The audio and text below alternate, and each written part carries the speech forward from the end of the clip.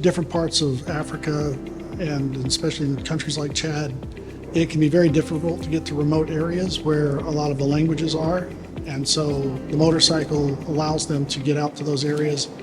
It's also much more efficient. These motorcycles will get anywhere from 75 to 100 miles per gallon.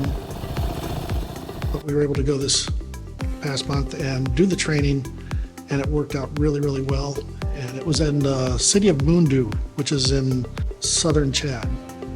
But the guys that we trained, there was one chauffeur that drives a four-wheel drive vehicle, and the rest were actually linguists and people that work with the language projects.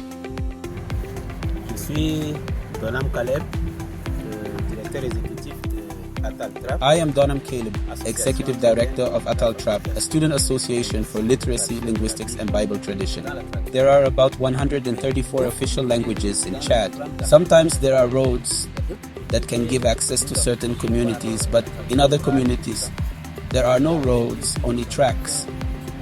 You can cross a forest, but sometimes there are dense forests that you can't penetrate. Some people use bikes to cross towns, to get from one town to another, and sometimes the terrain is just as uneven, with rocks and mud, because you have to cross rivers.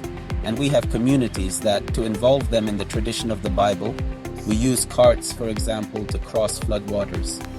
We kind of split the course up, and I started doing some maintenance with the guys on the motorcycles. These guys were so talented with their hands and to get involved, and were so engaged that we got so much maintenance done on these motorcycles because they had operated them for a year.